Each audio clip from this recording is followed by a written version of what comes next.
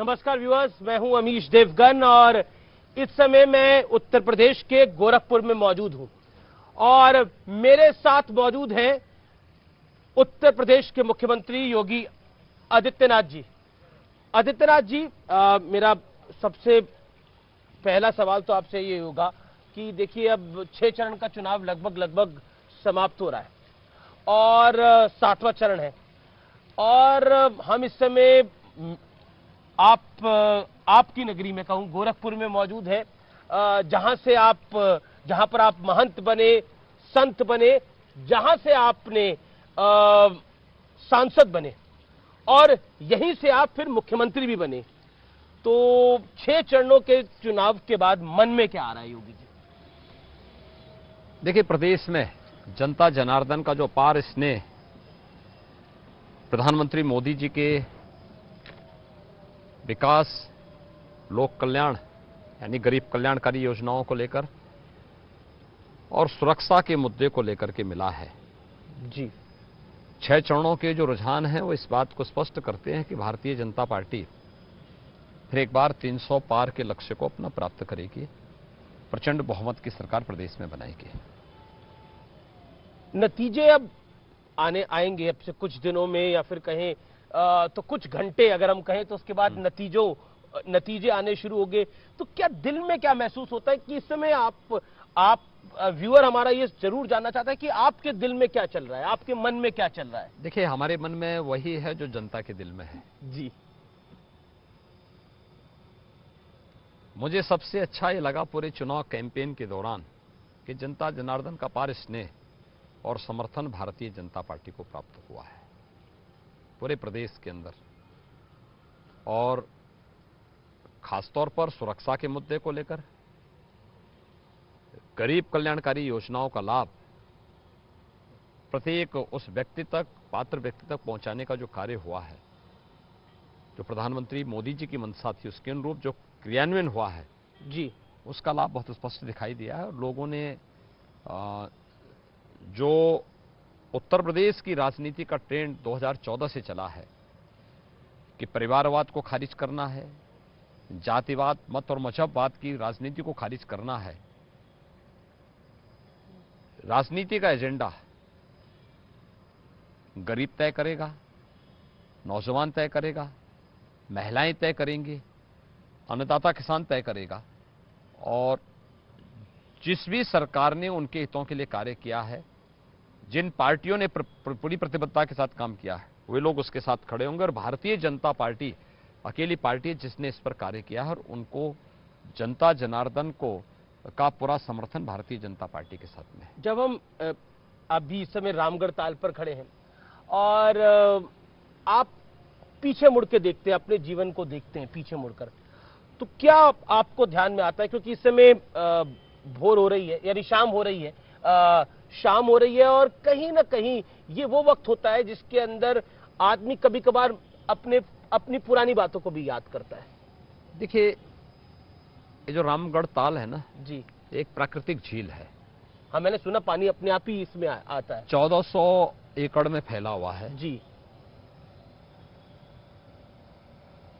कभी ये क्षेत्र गोरखपुर का सबसे कुख्यात क्षेत्र माना जाता था, अपराध का गढ़ माना जाता था जी, अराजक गतिविधियों का गढ़ माना जाता था। आपने भारतीय जनता पार्टी की डबल इंजन सरकार के कार्यों का परिणाम देखा है। आज यह पर्यटकों की आकर्षण का एक केंद्र बन गया है।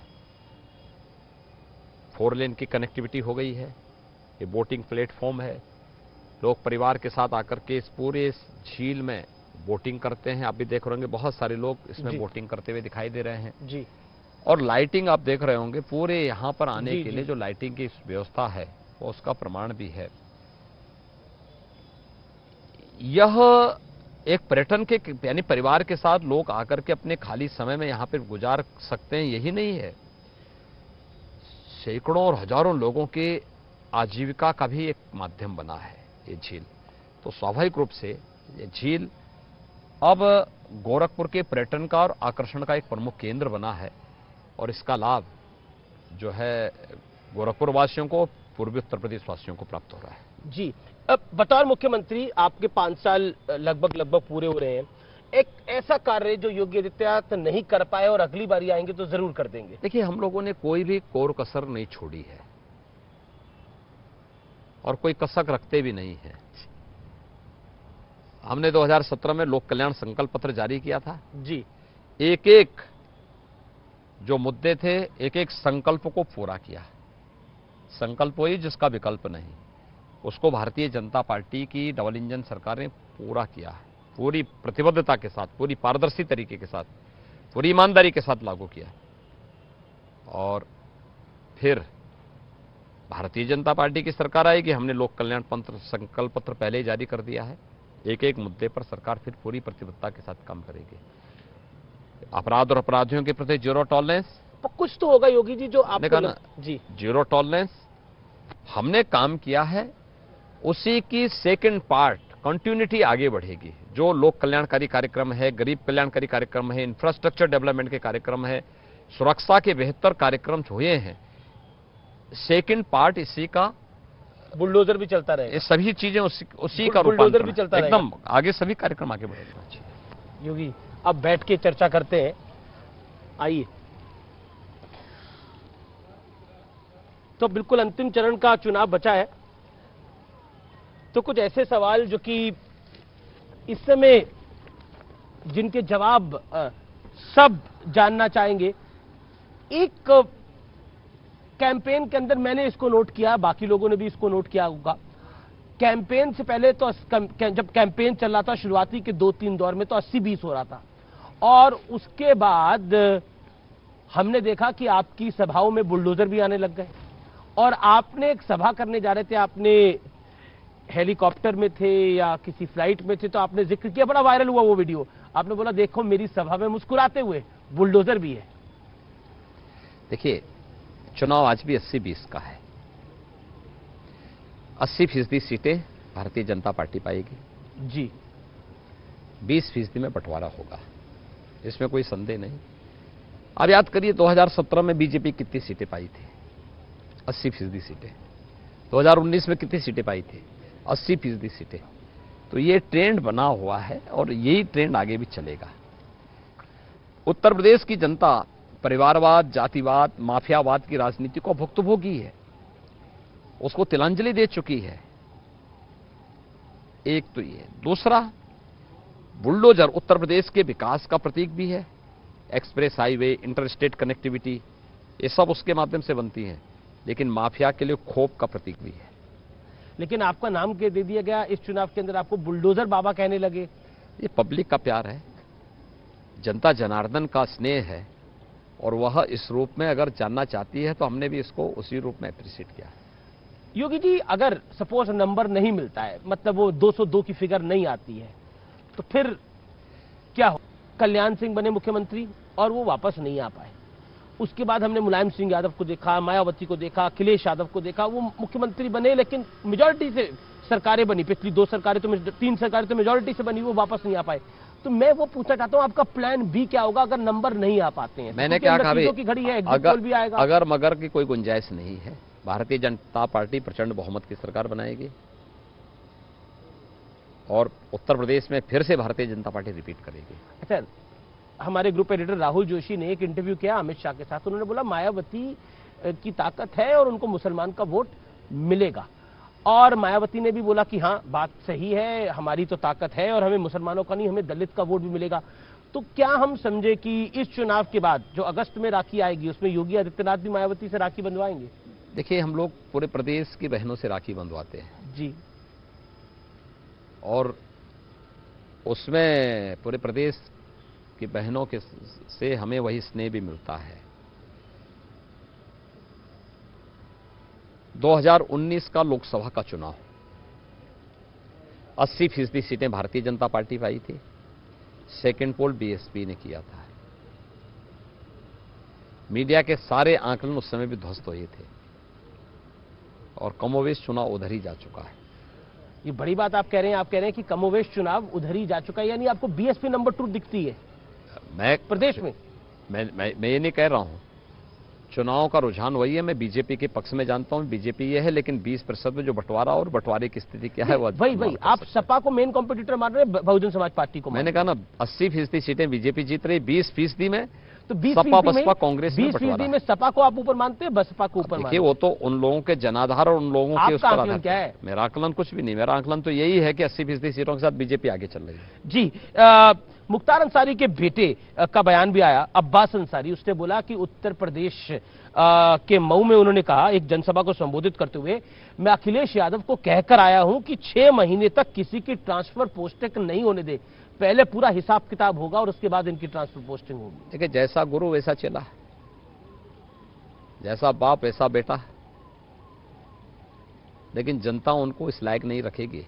पर ये तो हिसाब किताब पूरा करने की बात कर रहे हैं। मैंने कहा ना, जनता इस लायक जब छोड़ेगी नहीं कि वो हिसाब किताब करने लायक बनेंगे, उस लायक बनाएगी नहीं उनको। जब सपा से सवाल पूछा गया कि किस हिसाब किताब की बात कर रहे थे, तो सपा नेताओं ने बोला, देखिए ये बात कर रहे थे कि किसी ने अगर करप्शन किया होगा तो उसका हिसाब किताब होगा, कोई और हिसाब किताब नहीं है। ये तो तय है कि समाजवादी पार्टी की संवेदना गरीब के प्रति नहीं है, महिलाओं की सुरक्षा के प्रति नहीं है, नौजवानों के प्रति नहीं है। उनकी संवेदना अन्नदाता किसानों के प्रति भी नहीं है, उनकी संवेदना इन पेशेवर माफियाओं के प्रति है, अपराधियों के प्रति है और आतंकवादियों के प्रति है।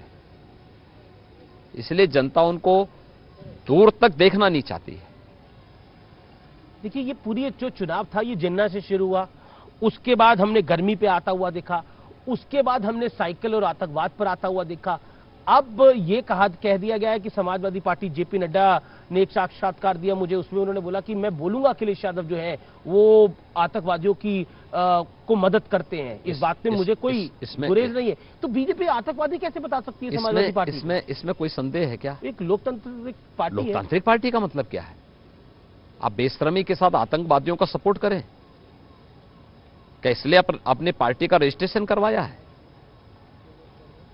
मुझे एक बात बताइए, 2003-04 से लेकर के 2007-08 तक जितनी आतंकी घटनाएं प्रदेश में हुई, क्या समाजवादी पार्टी की सरकार में नहीं हुई थी? एक दूसरा, 2013 में जब समाजवादी पार्टी की सरकार थी और श्री अखिलेश यादव जी जब प्रदेश के मुख्यमंत्री थे, क्या ये सच नहीं कि इन्होंने उन सभी आतंकियों के मुकदमों को वापस लेने का कुत्सित प्रयास किया था जिन्होंने अयोध्या में राम जन्मभूमि पर आतंकी हमला किया था, काशी के संकट मोचन मंदिर पर आतंकी हमला किया था, लखनऊ, अयोध्या और काशी के कचहरियों पर हमला किया था, गोरखपुर, कानपुर और बिजनौर में सीरियल ब्लास्ट किए थे, सीआरपीएफ कैंप पर हमला किया था। उन सभी आतंकियों के मुकदमों को इन्होंने वापस लेने का कुत्सित प्रयास नहीं किया था। और क्या यह सच नहीं कि अहमदाबाद बम ब्लास्ट के लिए जो आतंकी दोषी था, जिसे फांसी की सजा हुई है, आजमगढ़ का वह आतंकी जिसका बाप समाजवादी पार्टी का सदस्य है, सक्रिय सदस्य है, अखिलेश यादव के साथ उनकी फोटो है। मुस्लिम वोटों का हर बार बंटवारा होता था, लेकिन ऐसा माना जा रहा है, पॉलिटिकल पंडित मान रहे हैं कि इस बार इंटैक्ट है मुस्लिम वोट और वो एक तरफा जा रहा है। तो क्या आपको लगता है कि इसका खामियाजा आपको उठाना पड़ेगा? 2019 में कहां गया था? 2019 में तो महागठबंधन था ना, सपा बसपा रालोद, सपा बसपा कांग्रेस राष्ट्रीय लोकदल, सभी लोग एकजुट थे। तब कहां गया था वोट बैंक? क्योंकि यूपी में आज के दिन पे कोई वोट बैंक नहीं, यूपी में केवल एक वोट बैंक है और वह है भारतीय जनता पार्टी का। 80% लोग भारतीय जनता पार्टी को चुनाव जिताना चाहते हैं और भारतीय जनता पार्टी के पक्ष में। क्या आपको लगता है कि इस बार ओबीसी फैक्टर हमेशा चुनाव में रहता है? पूर्वांचल में तो बड़ा फैक्टर रहता है, राजभर का साथ ना होना, स्वामी प्रसाद मौर्य का छोड़ के चला जाना। क्या आपको लगता है कहीं ना कहीं देखिए कुछ नुकसान की आशंका है? ओबीसी एक फैक्टर हो सकता है, राजभर और मौर्य वे लोग स्वयं चुनाव हार रहे हैं, अपनी सीटों को छोड़ के गए, अब जहां गए थे सुरक्षित मानकर वहां भी हार रहे हैं। तो अब तो देख सकते हैं कितने जनाधार वाले हैं। डिंपल यादव ने एक बयान दिया और उसने भगवा रंग को जंग के साथ कंपेयर करा। आप भी भगवा जानते हैं और डालते हैं, और उनका जो बयान था वो आपकी तरफ ही केंद्रित था। क्या कहना चाहते हैं आपके लिबास पर इस जो कमेंट किया गया? संगत का असर है। राम भक्तों को जो देखना नहीं चाहते और राम भक्तों पर गोली चलाने वाला व्यक्ति या वह पार्टी से आप किसी अच्छे वक्तव्य की उम्मीद करते हैं क्या? पेशेवर माफिया और अपराधियों को संरक्षण देने वाले, आतंकवादियों के प्रति संवेदना व्यक्त करने वाले राम भक्तों के प्रति कहां संवेदना व्यक्त कर सकते हैं? आप भी तो उन्हें दंगेश कहते हैं। सर्वाधिक दंगे उनके समय में हुए थे। अच्छा, मतलब आपने लंकेश से दंगेश बना दिया? सर्वाधिक दंगे उन्हीं के समय हुए थे। 700 दंगे समाजवादी पार्टी की 12 से 17 के कार्यकाल के दौरान हुए थे। सैकड़ों लोग मारे गए थे, हजारों लोग घर से उजड़े थे, हजारों करोड़ रुपए की संपत्ति का नुकसान हुआ था, प्रदेश का रेवेन्यू का लॉस हुआ था। ये सब क्या है? क्या आपको लगता है कि मौजूदा परिस्थिति के अंदर, क्योंकि अब लगभग सब चरण संपूर्ण हो गए हैं, आखिरी चरण है और 5 साल का आपका भी कार्यकाल आपने खुद ने भी आंका है, और मैं इस सवाल को दोबारा आपसे इसलिए पूछ रहा हूं, आपको कहीं लगता है कि सुधार हो सकता था? कहीं आपको लगता है कि कोई चीज बेहतर हो सकती है? देखिए, बिना रुके, बिना डिगे, बिना थके, बिना झुके, प्रधानमंत्री मोदी जी के मार्गदर्शन में भारतीय जनता पार्टी की डबल इंजन सरकार ने पूरी ईमानदारी के साथ काम किया है। हम लोग अगर मगर कुछ रखते नहीं, पूरी ईमानदारी के साथ काम करते हैं, पूरी मेहनत से काम करते हैं, पूरी प्रतिबद्धता के साथ काम करते हैं और करके दिखाए, उसके परिणाम भी सामने हैं। तो आप अगले 5 साल कैसे देखते हैं? खास तौर पर देखिए, Bharatiya Janata party, leader you will grow. Bharatiya Janata party का हर कार्यकर्ता योगी है, कर्मयोगी है, योगी भी है। इसलिए कोई भी कार्यकर्ता बनेगा भारतीय जनता पार्टी का कार्यकर्ता ही। एक दूसरा, हमने लोक कल्याण संकल्प पत्र जारी किया है और लोक कल्याण संकल्प पत्र के अनुसार ही सरकार कार्य करेगी। नहीं, मैं एज ए लीडर आपकी बात कर मैं रहा हूं। क्या करूं? 5 साल बाद कैसा देखते हैं? मैं क्या कह रहा हूं, 5 साल के बाद उत्तर प्रदेश देश की 2027 में कैसा देखते हैं अपने आप? उत्तर प्रदेश देश की नंबर 1 की अर्थव्यवस्था होगी और उस दिशा में उत्तर प्रदेश को आगे बढ़ाना, यह जो कार्य हुए हैं, अगर इस स्पीड से सरकार आगे बढ़ेगी तो ये आसानी से अचीव किया जा सकता है। एक आपने इंटरव्यू में बोला, हाल ही में आपने बोला कि मुसलमानों से मेरा रिश्ता वही है जो उनका मुझसे रिश्ता है। इसका मतलब क्या? मेरा वही रिश्ता है, जो मुझसे जैसा उनका व्यवहार है, मेरा उनके साथ वही व्यवहार है। वो मुझसे प्यार करते हैं, मैं उनको प्यार करता हूं। उन्हें बोला कि योगी जी परिवारवाद पे बोलते हैं, विपक्ष पे बड़ा हमला बोलते हैं, लेकिन अपने परिवार के बारे में वो क्या कहना चाहते हैं दर्शकों से? 25 करोड़ लोगों को ही मैंने परिवार माना है। उनके सुख में सुखी होना, उनके दुख में दुखी होना। मां से कभी बात करते हैं अपनी आप? नहीं, मेरी बातचीत नहीं हुई, लेकिन मैं इलेक्शन के बाद जाने का एक बार प्रयास करूंगा। कभी अभी पूरे इलेक्शन में बात नहीं हुई? उससे पहले बात हुई? इलेक्शन नहीं, मेरे पिताजी का 2 साल पहले देहांत हुआ था, दुखद निधन हुआ था, मैं जा नहीं पाया था और मैं तब से भय के मारे भी और संकोच के मारे भी बात नहीं कर पाया।